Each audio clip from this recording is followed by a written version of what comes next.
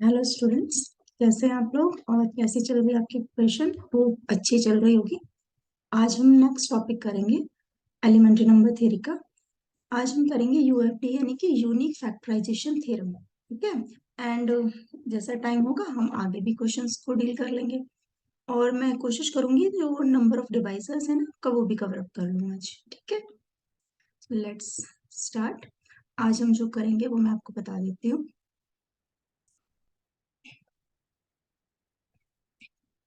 Elementary number theory में हमने ये वाला पूरा पोर्शन कवर कर लिया था ना, यहाँ तक सारा एल्गोरिथम तक, Euclid algorithm and piano axiom सब कर लिया है।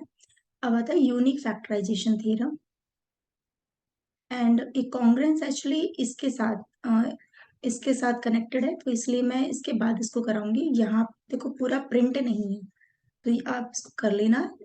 This is some divisor of a number. अब देखो, अब कितना मिसप्रिंट है ये हम नहीं कह सकते। तो जो पूरा का पूरा एक टॉपिक है ये होता है sum and product of divisor of a number. तो मैं सम भी कराऊंगी आपको और इसके प्रोडक्ट भी करा दूंगी। क्या पता कितना स्कैनिंग में रह गया और क्वेश्चन आ जाए। So why to take risk. Then next class में मैं आपको ये कंप्लीट करा दूंगी आइलर-ट्रोजन function, theorem of Fermat and the congruence. ठीक है, कोशिश करती हूँ नहीं तो एक साथ दो लेक्चर अपलोड कर दूंगी, लेकिन ये नेक्स्ट जब भी आपको कल या परसों जब भी मिलेगा वैसे कल ही मैं कोशिश करूंगी ये पूरा का पूरा एलिमेंट्री नंबर थ्योरी हम पूरा कवर कर लेंगे। देन हम कॉम्प्लेक्स एनालिसिस स्टार्ट करेंगे। Okay, so let's start. देखो, यूनिक फैक्टराइजेशन थ्योरम। अब यूनिक फैक्टराइजेशन थ्योरम होती क्या है? ये एक्चुअली ना आप लोगों ने सबको पता भी है और आपने सबने कभी ना कभी पढ़ी होगी, एमएससी में भी थी ये। एमएससी में एज अ प्रूफ आ जाता है और वैसे ग्रेजुएशन लेवल पे भी छोटा मोटा इसका प्रूफ होता है, पर एग्जाम के पॉइंट ऑफ व्यू से बस आपको इसका स्टेटमेंट पता होना चाहिए। यूनिक फैक्टराइजेशन थ्योरम, इसी को ही हम फंडामेंटल थ्योरम ऑन अरिथमेटिक भी बोल देते हैं। ठीक है, और फंडामेंटल थ्योरम ऑफ कैलकुलस भी या नंबर थ्योरी भी बोल सकते हैं। वैसे इसी नेम से ज्यादा आती है ये, पर डोंट बी कंफ्यूज। अब देखो क्या कहते हैं, ये सारा जो नंबर थ्योरी है ना हमारा, ये मोस्ट ऑफ द केसेस यानी कि इसका जो प्रिय है ना वो प्राइम नंबर्स है, ये लगा लो। यानी कि कहीं ना कहीं घूम फिर के बात कहाँ पे आ जाती है, इनकी प्राइम नंबर्स पे ही आ जाती है। प्राइम नंबर्स पे इनका मेन फोकस रहता है। जैसे हम सीडीपी पढ़ते हैं तब चाइल्ड होता है ना सेंटर फोकस इनका, तो वहां पे चाइल्ड होता है सेंटर में, यहाँ पे क्या होता है, इनका प्राइम नंबर होता है। तो हर जगह आपको प्राइम नंबर कहीं ना कहीं नजर आ जाएंगे। तो जो यूएफडी होती है यानी कि यूनिक फैक्टराइजेशन थ्योरम, वो क्या कहती है कि दुनिया का कोई भी नंबर उसको हम फैक्टराइज करें। सो लेट अस से कोई एग्जांपल ले लेते हैं, 50 ले लेते हैं कोई भी। 25, 5 5 5 1, ये है। यानी कि जो 50 है आपका, वो किस हिसाब से लिखा जा सकता है, 5 × 5 × 5।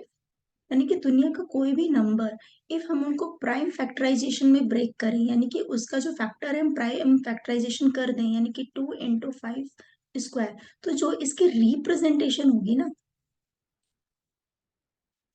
वो ऑलवेज यूनिक होगी, ऑलवेज यूनिक। बट एक टर्म लिख देते हैं ये लोग, except, except arrangement of that letters या अरेंजमेंट ऑफ द नंबर्स। यानी कि हम इसको ऐसे कर सकते हैं कि 5 स्क्वायर × 2 लिख सकते हैं, नीड नॉट वरी। लेकिन दुनिया में सिर्फ यही इसका एक फैक्टराइजेशन होगा, यानी कि 50 को 2 × 5 × 5 ही लिखा जा सकता है in terms of prime numbers. नहीं, वैसे तो इसकी काफी सारी प्रेजेंटेशन रिप्रेजेंटेशन हो सकती है, 10 × 5, 5 × 10 भी एक ही बात है, 25 × 2। ठीक है, काफी सारी हो सकती हैं, पर they are not unique. Unique in the sense prime number, यानी कि जब भी प्राइम फैक्टराइजेशन हम करेंगे तो there is only one way. ठीक है, उनके अरेंजमेंट का कोई मतलब नहीं है एक्सेप्ट दियर अरेंजमेंट, ये ध्यान रखना है। तो यही हमारी यूनिक फैक्टराइजेशन थ्योरम है। इसको हम ऐसे लिख देते हैं कि let n be any number if this can be written as some prime number की पावर a1, यानी कि prime number to the power a2, prime number p3 to the power a3, and prime number k to the power ak. So this where all ak's या ai's are positive. ये compulsory statement है क्योंकि ये सारा positive ही तो आएगा। जब आप कभी फैक्टर्स करते हो तो कभी नेगेटिव पावर थोड़ी ना लिखते हो। So this representation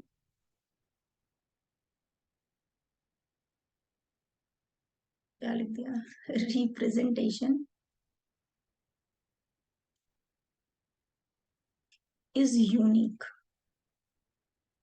but except arrangement, यानी कि अरेंजमेंट का कोई रोल नहीं होता है। ये आपके फंडामेंटल थ्योरम हो गई या फिर यूनिक फैक्टराइजेशन थ्योरम हो गई, राइट।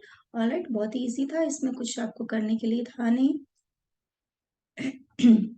अब इसके बाद क्या आता है आपका डिविजिबिलिटी, या मैं एक बार दिखा देती हूँ कि जो हमने किया है इसमें थोड़ा सा आपको ओवरलुक दे देती हूँ मैं आपको।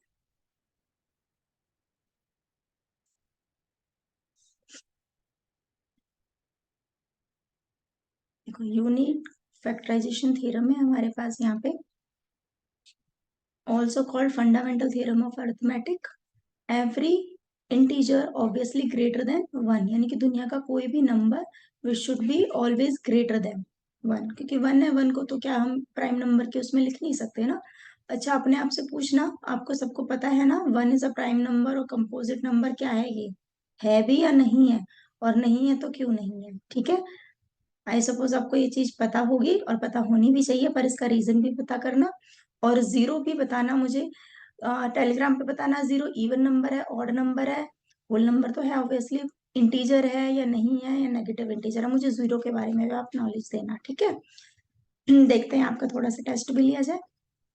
तो जीरो बताना मुझे इवन है, ऑड है, इंटीजर है, होल नंबर मुझे पता है, और इवन है तो क्यों है, ऑड है तो क्यों है, और जीरो इंटीजर है तो क्यों है, और नहीं है तो क्यों नहीं, ठीक है। So every integer greater than 1 can be expressed as product of prime numbers. These prime numbers are unique apart from their order or arrangement. ठीक है, मैंने यही लिखा है नोट्स पे। अच्छा, देन नेक्स्ट मैंने एक बस एग्जांपल ले लिया है यहाँ पे, जो भी मैंने समझा दिया आपको, जैसे 108 है उसके मैंने प्राइम फैक्टराइजेशन की है। So expression of this n equals to p power alpha 1, yes right. इसको जो हम टर्म को बोलते हैं ना, एक पेन गायब हो जाता है इसमें, राइट। जो मैंने रिप्रेजेंटेशन आपको बताई है इसका नाम होता है कैनोनिकल फॉर्म, बस ये याद रखना है। इसको क्या बोलते हैं हम, कैनोनिकल फॉर्म, यानी कि कोई भी जब नंबर, कोई भी नेचुरल नंबर है, वो जब प्राइम फैक्टराइजेशन के फॉर्मेट में लिखा जाता है तो इसकी जो रिप्रेजेंटेशन बनती है हमारी, इसको हम बोल देते हैं कैनोनिकल फॉर्म। ओके, बहुत ही इजी सा टॉपिक है, वो कुछ ज्यादा नहीं है इसमें। यहाँ पे हमारे पास, अच्छा देखो मैंने इसमें ना एमसीक्यू ऐड नहीं किए क्योंकि मैंने वन लाइनर क्वेश्चंस डाल दिए हैं इसमें, क्योंकि वो बहुत इजी है, और इन पे एमसीक्यू बनेंगे भी, क्या आप एक बार इसको रीड करोगे ना तो इजिली आपको ये चीजें आ जाएंगी, ठीक है। तो क्यों टाइम वेस्ट करना था, और जहाँ पे एमसीक्यू की जरूरत होगी मैं 100% दूंगी इसमें, ठीक है। तो इसकी आप टेंशन ना लीजिएगा। तो मैंने वन लाइनर क्वेश्चन की तरह रिजल्ट में एक पीडीएफ डाल दी है मैंने, ठीक है। अच्छा, इसमें जो कराने लायक है मैं वो बता देती हूँ। For a prime number p, if p divides a1 a2 an, then p divides at least one factor of a i's of that product. देखो मैंने एक्चुअली पहले आज पीडीएफ ओपन कर ली, चलो कोई बात नहीं, इसी का ही एक रिजल्ट है। यानी कि ये रिजल्ट जो लिखे गए हैं ना, ये मैंने क्यों लिखे हैं, देखो जो ये रिजल्ट है ना, कहीं पे एज अ थ्योरम यूज होती है ये, कहीं पे एज अ लेमा यूज होता है, यानी कि जो ये यूनिक फैक्टराइजेशन थ्योरम है ना, इसी का ही यूज करके ये चीजें प्रूव की गई हैं। तो हमारे पास प्रूफ तो हमें जरूरत होती नहीं है, राइट, एग्जाम में प्रूफ की क्यों जरूरत होगी, पर हमें स्टेटमेंट आनी चाहिए ये। तो कोई भी प्राइम नंबर है, वो मान लो इसको डिवाइड करता है। अच्छा एक और बात, आपको डिवाइजर डिवाइडेड बाय और डिवाइड का तो पता होगा ना, डिवाइड्स का। जैसे फॉर एग्जाम्पल यहाँ पे हम क्या बोलेंगे, 10 को 5 डिवाइड कर रहा है ना, 10 इज डिवाइडेड बाय 5। यहाँ पे हम इसको ऐसे लिखेंगे, 5 डिवाइड्स 10। ठीक है, तो P डिवाइड्स का मतलब है या उल्टा, यानी कि ये वाला डिवाइड्स का सेंस है। ठीक है, पर मैं मान के चल रही हूँ आपको ये चीजें आती होंगी। तो 5 डिवाइड्स 10 का इनडायरेक्ट मतलब होता है ये 10 डिवाइडेड बाय 5।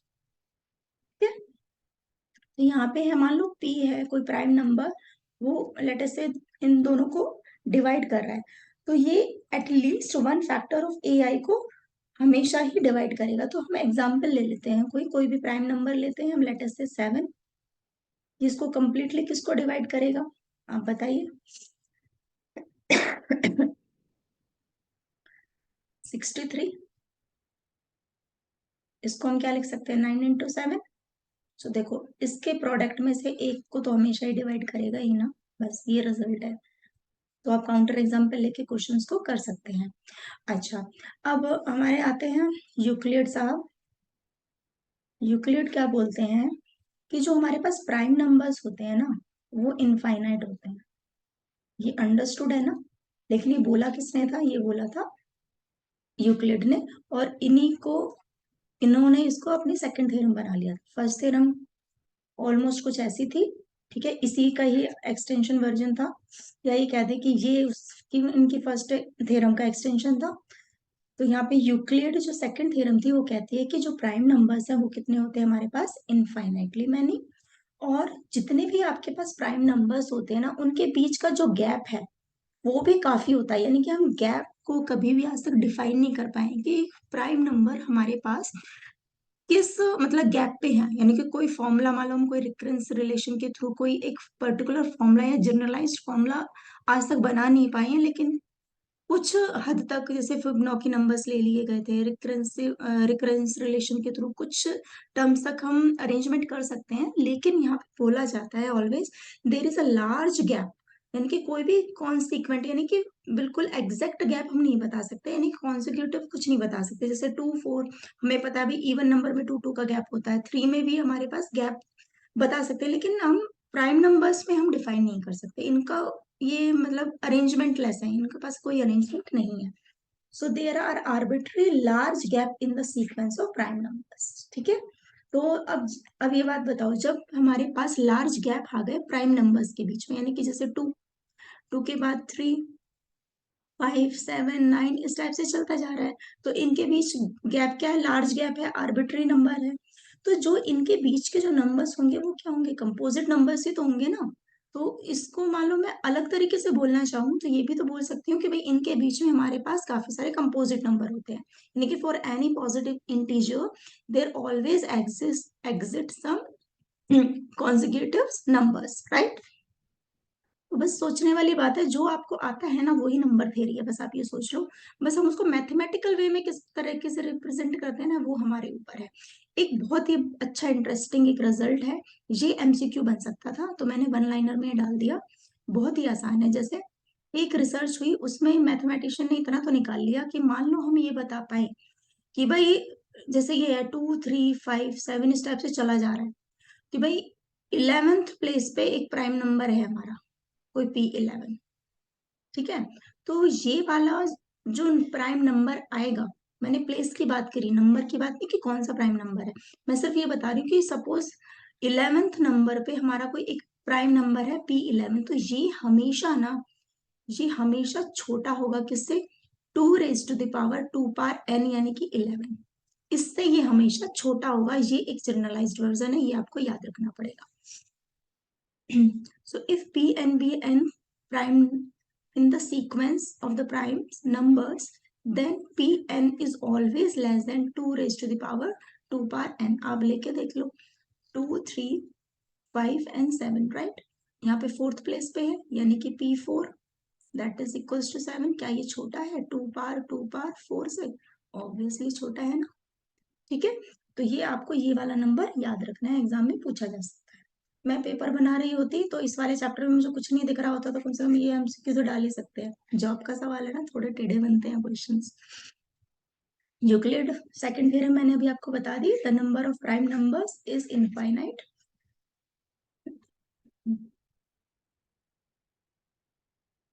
या ये देखो सब आपको आता है, मैं कह ही नहीं सकती कि आप लोगों को नहीं आता। ये वाले आप ऑप्शन एलिमिनेशन से या सब्स्टिट्यूशन मेथड से भी कर सकते हैं। Product of n consecutive integer is always divisible by n factorial. Product of n consecutive integers, consecutive यानी लगातार, ऑलवेज 4 फैक्टोरियल से डिविजिबल होते हैं, सॉरी एन फैक्टोरियल से डिविजिबल होते हैं, जैसे 5 फैक्टोरियल है। तो ये किससे डिविजिबल होगा? 1 2 3 4 5, यानी कि लगातार 5 नंबर से, 5 नंबर से डिविजिबल होगा। या कोई भी 6 7 या 10 फैक्टोरियल है, ये किससे डिविजिबल होगा? कंटिन्यूस में 10 फैक्टोरियल 10 नंबर से डिविजिबल होगा, ऑब्वियस है। पर ये स्टेटमेंट दी हुई है भाई, तो माइंड में होनी चाहिए। If a b equals to 1 a c, यानी कि G C D, this bracket stands for G C D या फिर H C F of 2 numbers.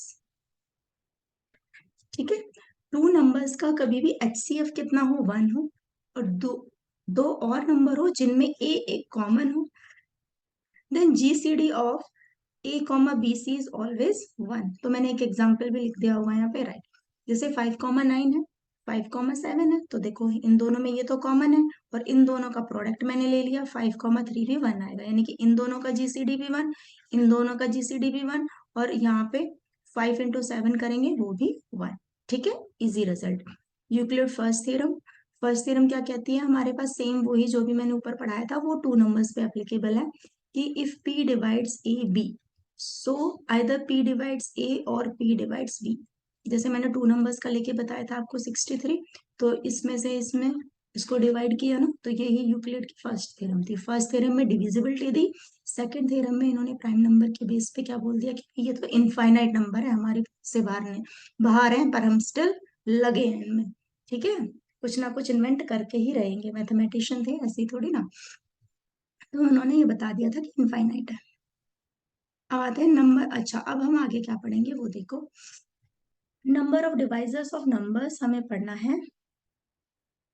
इसमें हम पढ़ने क्या जा रहे हैं, मैंने एक आपको डाटा दे दिया है कि हम क्या पढ़ने जा रहे हैं, क्योंकि ये वाला है ना, उसमें हमारा मिस प्रिंट था, तो वी कांट टेक रिस्क ना। तो number of divisor of a number, इसमें किस टाइप के पढ़ेंगे हम? Number of even divisor, number of odd divisors, sum of divisor and product of divisors. ठीक है, दोबारा बताती हूँ। यानी कि जैसे हमारे पास कोई नंबर है, लेट अस से 25, तो हमें ये बताने हैं कि कितने नंबर इसको टोटल डिवाइड करते हैं, how many numbers are its divisor, यानी how many numbers can be, क्या हो गया आज मेरा ना, गले के साथ दिमाग भी जा रहा है। नंबर ऑफ डिवाइसेस बताना हमें, तो 25 के कितने डिवाइसर्स होंगे, how many devices are there. So 25 का बताना है, तो इसमें से फिर हमें बाइफरकेट करना है कि इवन कितने हैं, ऑड कितने हैं। ठीक है, और जो होंगे हमारे पास डिवाइजर भाई, उनका हम सम ले लें तो क्या आएगा, उनका प्रोडक्ट कर ले तो क्या आएगा, तो ये हम पढ़ेंगे अब। तो मैं वो बता देती हूँ आपको।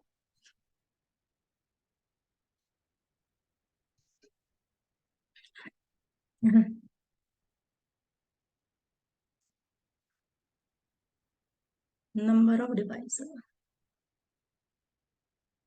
पहले ना इस कॉन्सेप्ट सीखते हैं, फिर मैथमेटिकल जो स्टेटमेंट होती है ना, फिर वो इजी टू अंडरस्टैंड होती है, ऑलवेज ये आपको पता है। ठीक है, तो पहले आप उसको जनरल फॉर्म में पढ़ो, उनके एग्जाम्पल के थ्रू पढ़ो, फिर थ्योरम्स पे जाओ। नंबर थ्योरी हो या कोई भी, पहले थ्योरम रटने बैठोगे ना, तो फिर बात बनती नहीं है।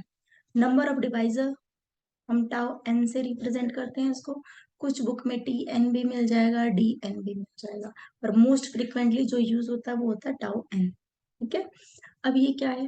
सबसे पहले हमारे पास यूक्लिड साहब की जो रिप्रेजेंटेशन थी, या फिर हम बोल सकते हैं कि यूनिक फैक्टराइजेशन जो थ्योरम थी, उसकी जो रिप्रेजेंटेशन है ये वाली, पी के ले लो। कोई भी नंबर इस फॉर्मेट में तो लिखा होना चाहिए, तब हम इसके क्या निकाल सकते हैं, नंबर ऑफ डिवाइजर्स निकाल सकते हैं। तो नंबर ऑफ डिवाइजर्स क्या होते हैं यहाँ पे, जो ये ऊपर पावर्स आती है ना, प्राइम नंबर तो बेचारे होते हैं वो बिल्कुल स्टेगनेट हो गए कि हाँ भाई, हमारे ऊपर जो पावर है, आप उनमें 1 ऐड कर लो और आपको क्या मिल जाएंगे, नंबर ऑफ डिवाइजर मिल जाएंगे। तो यहाँ पे जो number of divisors tau n होता है वो होगा A1 + 1, A2 + 1, AK + 1, राइट। तो यानी कि मैं आपसे ये पूछूं कि भाई हमें ये बताओ, नंबर ऑफ डिवाइसेस बताओ 100 के कितने हैं, यानी कि इतने दुनिया में कौन से नंबर हैं जो 100 को डिवाइड कर देते हैं। तो इसका आंसर हमें बड़ा इजीली मिल जाएगा। देखो, नंबर थ्योरी ना बड़ी इंटरेस्टिंग है प्योर मैथमेटिक्स में ना, इसमें बहुत सारे रिजल्ट दिए। ये जो क्वेश्चंस होते हैं ना एसएससी सीजीएल में भी पूछे जाते हैं, वो बेचारे जब स्टार्टिंग में तैयारी कर रहे होते हैं ना, उनको लगता है ये कहाँ से आए, हमने तो कभी पढ़ा ही नहीं। मेरे बहुत ऐसे स्टूडेंट्स से मिली जो कहते पता नहीं कहाँ से नंबर ऑफ डिवाइजर्स आते हैं, हमने तो कभी ना 11th में पढ़ा, ना 12th में पढ़ा, ना ग्रेजुएशन में पढ़ा, ये कहाँ से क्या है। ठीक है, तो ये नंबर थ्योरी से ये सारा निकला हुआ है। अब तो खैर सब होशियार हो गए हैं, अब तो हर जगह ये चीजें आ गई हैं, अवेलेबल हैं, सबको पता चल गया है। पहले बड़ी दिक्कत हुआ करती थी। यहाँ पे कितना आ जाएगा, 2 क्यूब ने करेक्ट तो किया है ना, 2 स्क्वायर आएगा ना, 5 स्क्वायर। यहाँ पे जो नंबर ऑफ डिवाइजर्स आएंगे 2 + 1 दैट इज 3 × 3 दैट इज 9, यानी कि टाउ एन हमें निकालना है, तो वो कितने आएंगे 9। तो यहाँ पे 100 के 9 डिवाइजर्स हैं। ठीक है, लिखना चाहो तो मैं ट्राई कर सकती हूँ। 2 है कंप्लीटली, 4 भी है, आगे बताओ 5 तो ऑब्वियसली है, इसके 25 × 100 भी होता है। ठीक है जी, और किसमें आता है 100, यहीं से बना लो फैक्टर। 50 भी है, 4 × 5 का कितना होता है 20 भी है, 100 अपने आप में खुद भी है, एक 10 रह गया हमारा, 10 भी है, कितने हो गए 1 2 3 4 5 6 7 8, 2 और रहेगा, यहीं से निकलेगा कहीं। 25 दूनी 50, यहाँ पे 2 दूनी 4, 4 और 25 दोनों कवर। 2 × 25 दूनी 50, ये भी कवर। एक और रह गया ना, 9 है, कौन सा रह गया भाई, 2 4 5 8 से डिविजिबल है ये कंप्लीटली, नहीं। 4 दूनी 8 नहीं है, 6 से नहीं, रह गया होगा कोई, अब देख लेना, मैं यहीं से निकाल लेते हैं वैसे। क्या हमने सही किया है ना, ये 2 2 1 बिल्कुल। एक हो गया 2, 2 2 4, एक 10, एक 25, एक हो गया 10, 10 2 20 भी हो गया। एक भी ढूंढ लेना, एक है कोई, 1 2 3 4 5 6 7 8। मुझे टेलीग्राम पे बताना मैं कौन सा मिस कर रही हूँ ये, ठीक है। ज्यादा चीज तो है नहीं जो 100 से जो इनको डिवाइड कर दे, टोटल 9 आने चाहिए। अब कौन सा बचता है वो देखते हैं, ठीक है। रह क्यों गया एक, वो देखना आप। आज एक्चुअली मुझे ना 103 बुखार, थोड़ा दिमाग कम काम कर रहा है लगता है। कोई बात नहीं, दिमाग कम काम करता है ना तब भी कर लेते हैं काम, कोई दिक्कत नहीं।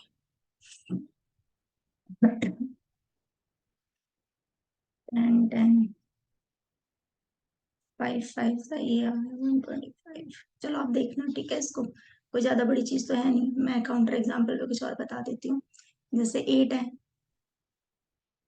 इसको नंबर ऑफ डिवाइसेस बताने, इसको आप क्या लिख सकते हो, 2 क्यूब, यही आपकी स्मॉलेस्ट प्राइम फैक्टराइजेशन होगी इसकी। तो 3 + 1 यानी कि 4 आपके पास क्या आ जाएंगे नंबर ऑफ डिवाइजर्स। 8 के कौन कौन से फैक्टर होते हैं, 2 4 8, और कौन सा आ जाएगा भाई, हाउ स्टूपिड आई एम, 1। ठीक है, एक 1 भी, उसमें भी एक 1 हो जाएगा, तो टोटल हो गए 9, 9 हो गए ना। ठीक है, तो ये आपके टोटल डिवाइजर्स हो जाते हैं। सॉरी। अच्छा, अब नेक्स्ट क्या था हमारे पास, सम ऑफ द डिवाइजर्स, यानी जो हमारे पास ये डिवाइजर्स मिले ना उनका सम कितना होगा। यानी कि जैसे 8 के जो फैक्टर्स होते हैं क्या क्या होते हैं, 2 4 8 और 1, आप इन सबको ऐड करो कितना आएगा, 12, 12 3 15, तो सम ऑफ द डिवाइजर्स 15 आना चाहिए।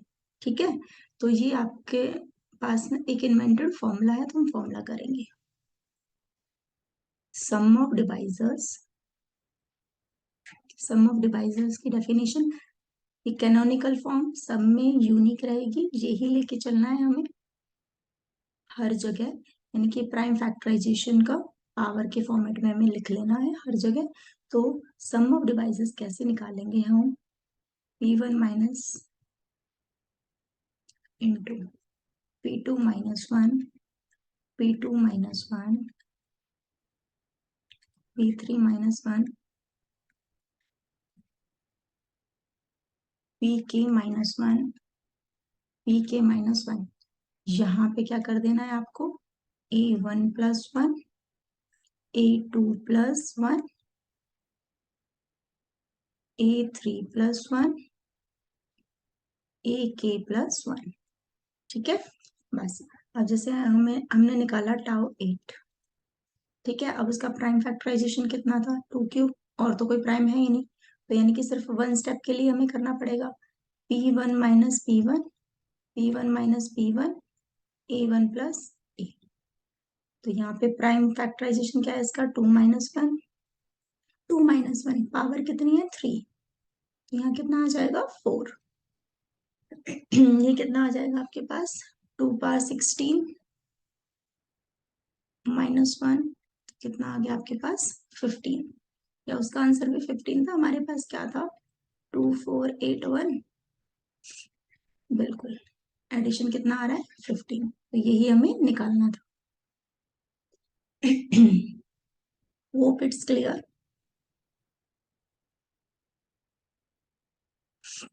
अब आप निकाल सकते हो। अच्छा, अब इस सम की ना एक रिप्रेजेंटेशन भी होती है, वो भी बता देनी चाहिए मुझे। सिग्मा एन, मैंने वहां बाय मिस्टेक टाउ एन ले लिया। सिग्मा एन, इसको बोलते हैं हम sum of divisors. Sum of divisor. Tau n क्या होता है हमारे पास? Number of divisors. एक्चुअली हमारी यूनिवर्सिटी में इसको नंबर से ऐसे रिप्रेजेंट कर देते थे, तो मुझे वो हैशटैग लगाने की आदत हो गई है। नंबर ऑफ डिवाइजर्स, ठीक है। Tau n and sigma n, ध्यान रहेगा। Sum of divisors. अब सम ऑफ डिवाइजर्स में से कितने इवन है, कितने ऑड है, ये हमें बताने हैं, ठीक है। तो एक कोई भी काउंटर एग्जांपल हम लेके चलते हैं। लेट अस से अपना कुछ भी ले लेते हैं। 28 ले लेते हैं। 28 का प्राइम फैक्टराइजेशन, 2 7 जा 7 1 जा। टाउ एन तो नंबर ऑफ डिवाइसेस बताएगा ना। चलो हम पहले नंबर ऑफ डिवाइसेस निकाल लेते हैं। 7 पावर 1, सो टाउ 28। एक्चुअली ये इक्वल्स टू नहीं होगा ना, ये इंप्लाइज कर दो यहाँ पे, ऐसे कर लो कि हमें निकालना है। ये तो आपकी 28 की रिप्रेजेंटेशन होगी। टाउ 28 आएगा 2 + 1 and 1 + 1, that is 3 into 2, that is 6। तो यानी कि इसके टोटल जो डिवाइजर्स होंगे वो कितने आएंगे आपके पास? 6 आएंगे, राइट। अब आपको बताना है, अब इस सम का तो बस इतना ही है। हम ये बताएंगे कि नंबर ऑफ डिवाइजर कितने आपके पास इवन है और कितने आपके पास ऑड है, राइट। बस ये बताना है हमें। ये आपका डन इतना ही था कि उसमें सम बताना था आपको। एक दो क्वेश्चन मैं और करा दूंगी। अब आपके पास जो 6 फैक्टर्स आए हैं, यानी कि 6 जो डिवाइजर्स आए, इसमें how many are even number and how many are odd number. So देखो ऑड हम कैसे निकालेंगे। जो भी आपकी रिप्रेजेंटेशन है उसमें हमेशा 2 को अवॉइड करो, यानी कि 2 को क्रॉस कर दो। उसके जो रिमेनिंग नंबर है उसमें आप ऐड कर दो 2। तो there are 2 odd divisors. Even निकालना है आपको, ठीक है। इवन में क्या करेंगे? जो इसके ऊपर पावर है वो रख दो, और जो बाकी का बचेगा उसको कर दो, दैट इज 4।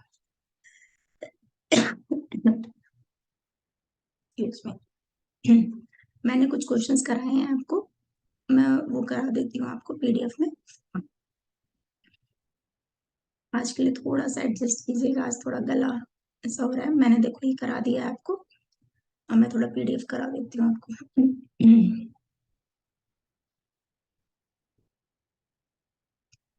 जस्ट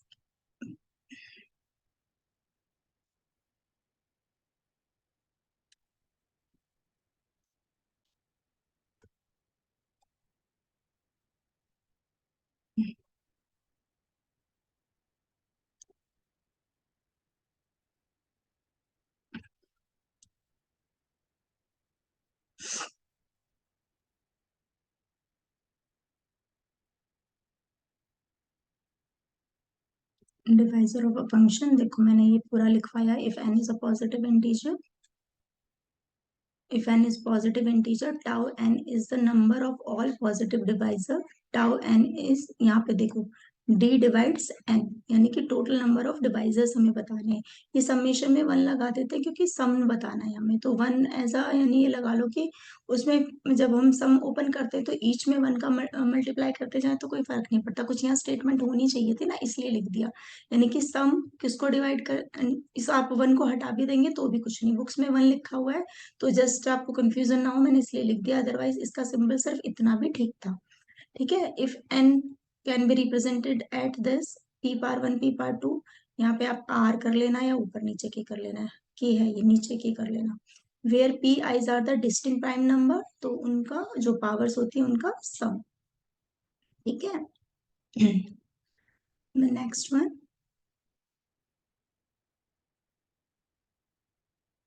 इसकी एक और रिप्रेजेंटेशन है, ये भी आप लिख सकते हो,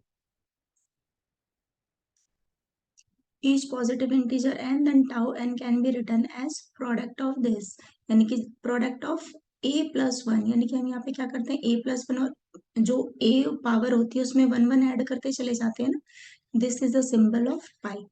पाई नहीं होता, ये प्रोडक्ट होता है, ध्यान रखना।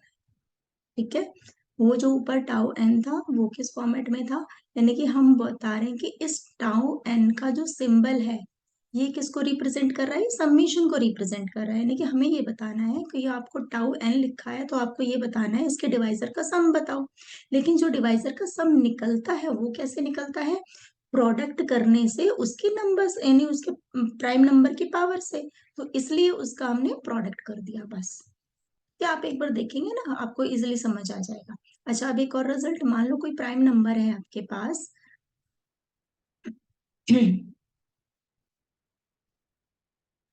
टाउ फाइव ले लेते हैं, तो इसके नंबर ऑफ डिवाइजर्स आपको बताने हैं। आप वैसे भी बता सकते हो नंबर ऑफ डिवाइजर कितना आएगा, वन और फाइव ही आएंगे ना, तो यानी कि कितने डिवाइजर्स आए, टू। तो वैसे भी मान लो आप फाइव की प्रेजेंट रिप्रेजेंटेशन लिखोगे तो five power one, one plus one that is two, तो टाउ एन किसी भी प्राइम नंबर का ऑलवेज कितना होता है, टू। ठीक है, कुछ स्टूडेंट इसको कंफ्यूज हो सकते हैं किससे, को प्राइम नंबर का हमने किया होगा, आप लोगों ने फाइव एन पढ़ा होगा कहीं आयलर ट्यूशन फंक्शन, उससे कंफ्यूज मत करना, वो को प्राइम नंबर होते हैं, वहां पे माइनस वन होता है। ठीक है, प्राइम माइनस वन, तो आप वो आंसर ऑल ऑफ सडन लगा देते हैं, पर आप देख लेना कि पूछा क्या क्या एग्जाम में, और जिन्होंने पढ़ा ही नहीं है उनके लिए तो फिर ठीक है, कोई दिक्कत ही नहीं है, जो पढ़ोगे वही बढ़िया है। सो कोई भी प्राइम नंबर है वो कितना होगा आपके पास, two, if p is a prime number since one and p are positive integers, positive divisors of p। अच्छा, एक ये बस एक मल्टीप्लिकेटिव फंक्शन है, हमने किया ना सारा a one plus a two, ये क्या है, एक मल्टीप्लिकेटिव फंक्शन होता है, ये ध्यान रखना है। अच्छा, ये इंपॉर्टेंट है, ये आपका एमसीक्यू बन सकता है। देखो, कोई भी आपके पास लेट से 25 है, टाउ 36 है, टाउ 4 है, इनका जो आंसर आएगा ना वो हमेशा एक ऑड नंबर आएगा, ये ध्यान रखना। तो एक स्टेटमेंट बनती है, tau n is an odd integer if and only if n is a perfect square, यानी कि किसी भी परफेक्ट स्क्वायर नंबर का किसी भी परफेक्ट स्क्वायर के नंबर किसी भी परफेक्ट स्क्वायर का जो नंबर होते हैं ना उनका हम डिवाइजर निकालने बैठे तो हमेशा क्या आएगा, एक ऑड नंबर आएगा। जैसे कोई भी परफेक्ट स्क्वायर ले लो आप दुनिया का, किसी भी परफेक्ट स्क्वायर नंबर के हम डिवाइजर्स निकालेंगे हमेशा ऑड नंबर आएगा। टाउ 125 निकालोगे, टाउ 625 निकालोगे, 100 निकालोगे, तो हमेशा क्या आएगा, एक ऑड नंबर ही आएगा, ये रिजल्ट होता है, बिल्कुल ध्यान रखना है। ठीक है।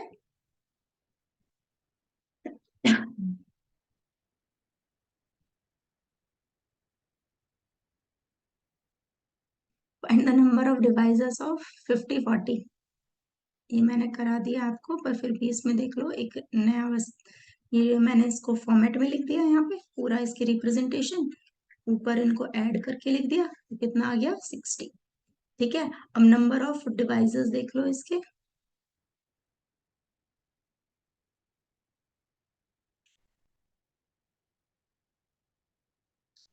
देखो, नंबर ऑफ इवन डिवाइजर निकालने का तरीका, total divisor minus total number of odd divisors, obvious है ये। या फिर ये एक शॉर्टकट होता है, आप उससे निकाल सकते हैं इसको, जो मैंने आपको अभी समझाया, फिर भी मैं एक बार दोबारा से समझा देती हूँ इसको क्या है ये चीज। देखो, पहले इस पूरे पेज को, ये रहा।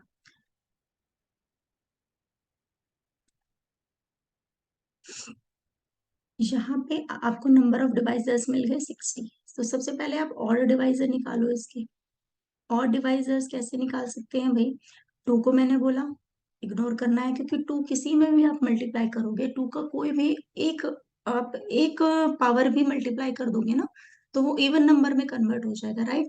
तो जब भी टू की पावर आए कोई भी प्राइम नंबर की, तो आप उसको इग्नोर करेंगे ऑड निकालते वक्त, और फिर जो सेम प्रोसेस होता है ना नंबर ऑफ डिवाइसेस निकालने का, आप वो निकाल दोगे, यानी कि 2+1 1+1 1+1।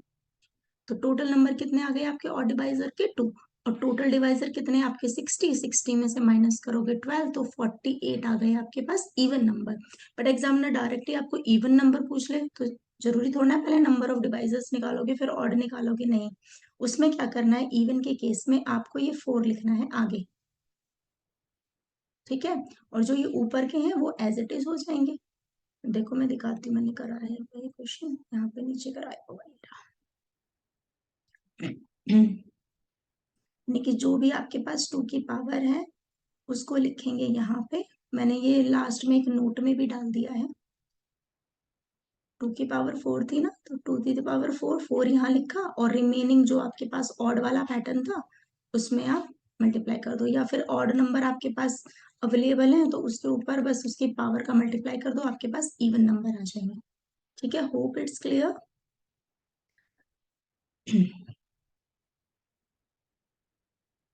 If n is a positive integer, then sigma n is the sum of all positive divisor। ये positive divisor का मैंने फॉर्मेट करा दिया आपको, देखो वही सेम है, sigma N P1 minus P2 एक फॉर्मूला है, बस वो करना है। सिग्मा 10 निकाला मैंने, 1+2 5+10 कितना आया 18। ये क्या है, इसके नंबर ऑफ डिवाइजर्स है, ये इक्वल्स टू नहीं आना चाहिए, नंबर ऑफ डिवाइजर्स है। सिंस 1 2, अच्छा मैंने नीचे लिख दिया, are the positive divisors of 18, 10 अभी, सॉरी पता नहीं कहाँ से हो जाती है इससे mistake, are the positive divisors of 10, sum is 18, right. तो फॉर्मूला ये है, इसके अंदर रखना है, इसको 2 पावर 1 किया, इसको 5 पावर 1 किया, ऊपर की वैल्यूज को ऐड करते चले गए और आंसर निकाल लिया। बहुत इजी है, आप वन गो थ्रू जाओ, कोई दिक्कत हो तो मुझे बता देना। अच्छा, जैसे आपके पास टाउ एन निकालने का एक पैटर्न था, इसमें भी एक पैटर्न है, वो देख लीजिए। मैंने बताया था टाउ एन क्या होता है, sum of device, sum of divisor किसी भी टाउ एन का, where this is a prime number तो ऑलवेज 2 आता है, फिक्स्ड है। यहाँ पे आपके पास यहाँ पे भी फिक्स है, सम ऑफ डिवाइजर नहीं, नंबर ऑफ डिवाइजर्स कितना आएगा आपके पास 2। यहाँ पे जब सम निकालना हो आपको तो 1+p हो जाता है, ऑब्वियस है। देखो 1 and p are the only positive divisors of p। जो दो ही आपके पास डिवाइजर हैं तो उनका सम भी कितना होगा, उन दोनों को ऐड करके ही निकालोगे ना, तो 1+p हो जाएगा, वेरी इजी। अब n is an positive integer, then sigma in n is odd. अच्छा, अब जब हम टाउ n की बात करते हैं तो हमने क्या बात की कि भाई कोई भी अंदर परफेक्ट स्क्वायर है, फॉर एग्जाम्पल 25, तो इसका जो आंसर होगा वो हमेशा एक ऑड इंटीजर होगा। सेम केस में आपके पास सिग्मा एन में भी ऐसा ही होता है। मान लो यहाँ पे आपके पास कोई परफेक्ट स्क्वायर होगा तो वो आंसर हमेशा ऑड आएगा, और ठीक है, ये अपोजिट बोल लेना है। n is a positive integer greater than 1, then sigma n is odd, वही ऑब्वियस। देन जो ये n है वो आइदर परफेक्ट स्क्वायर होगा, यानी कि यही वाला परफेक्ट स्क्वायर होगा, या फिर ये जो होगा वो मल्टीपल ऑफ परफेक्ट स्क्वायर होगा, बस ये थोड़ा सा डिफरेंस है। यानी कि इसको उल्टा करके हम ऐसे सोच सकते हैं कि जो मान लो हमारा कोई सम आया, सम ऑफ डिवाइजर्स आया, वो किस हिसाब से आएगा हमारे पास, एक परफेक्ट स्क्वायर नंबर या फिर उसका मल्टीप्लाई, बस।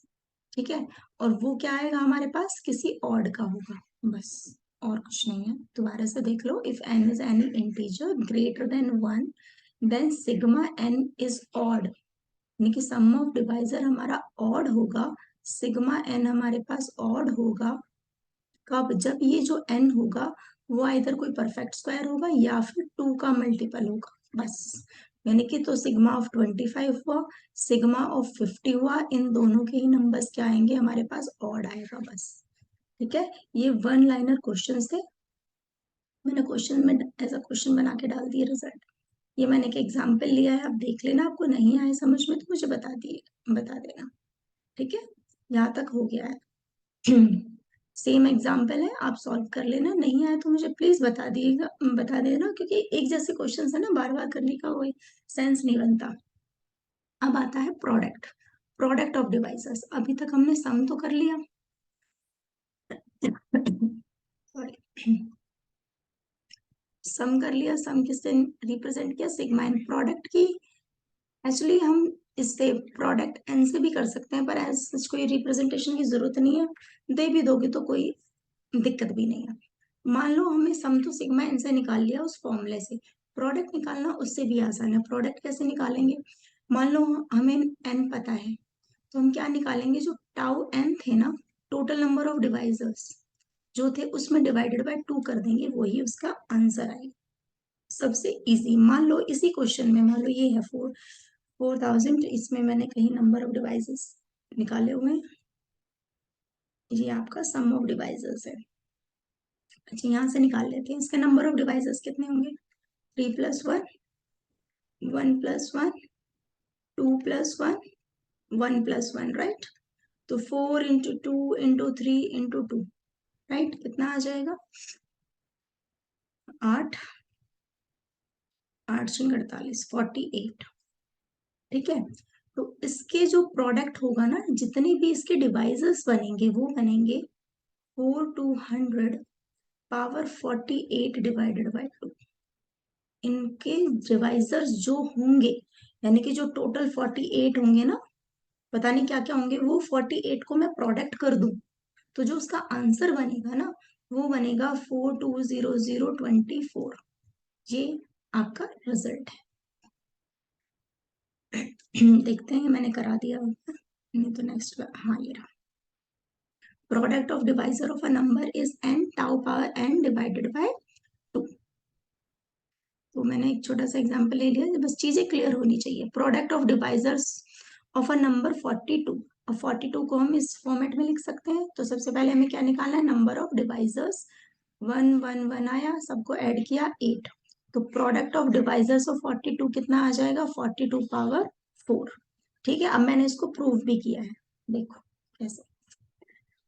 अब 42 के आप डिवाइजर्स लिखो, क्या क्या होते हैं, 1, 2 से भी होता है, 3 से भी होता है, 4 से नहीं होगा, 5 से नहीं होगा, 6, 7, 7×42 होता है ना, 14×42, 21×42 होता है, और 42 भी होता है।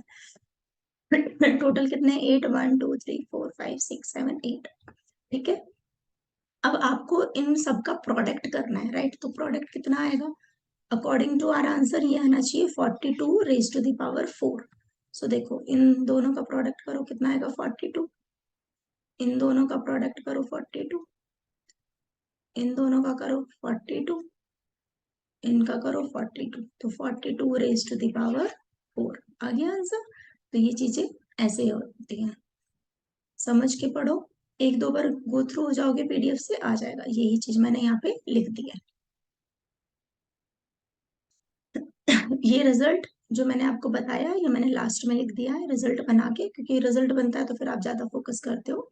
If n can be written as 2 raised to the power this where b c are prime numbers other than q, यानी कि यहाँ इसको छोड़ के प्राइम नंबर्स है, b c are the prime number other than 2, ये 2 होगा, 2 को छोड़ के।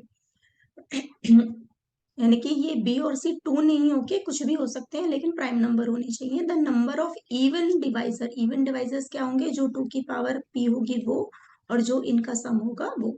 और number of odd divisor simply इसको कैंसिल करेंगे और जो क्यू प्लस वन है और आर प्लस वन की फॉर्मेट में लिख देंगे। ठीक है, so that's all for today. आज थोड़ा सा मेरा गले में थोड़ा सा दिक्कत है, थोड़ा फीवर है, तो थोड़ा सा excuse me for today. But content मैंने पूरा दिया है, आप कोशिश करिएगा इसको थोड़ा सा और गो थ्रू होने का। कोई दिक्कत हो तो मुझे प्लीज बताइएगा, ठीक है। और आई स्ट्रांगली रिकमेंड कि आप इनको ना छोड़ना नहीं। एक एक वन वन लाइनर के क्वेश्चंस हैं, आ जाते हैं तो लॉटरी निकल जानी है, नहीं आएगा तो देखो वो हम किसी भी कॉम्पिटिटिव एग्जाम की हम गारंटी वैसे कोई नहीं ले सकता। आप भी, मुझे पता है कई स्टूडेंट होंगे जो हर तरीके से झटके खाए हुए होंगे, कहीं डीएसएसबी में, कहीं रीट में, कहीं एस्टेट में, हर तरीके के कितने पेपर दिए होंगे, राइट।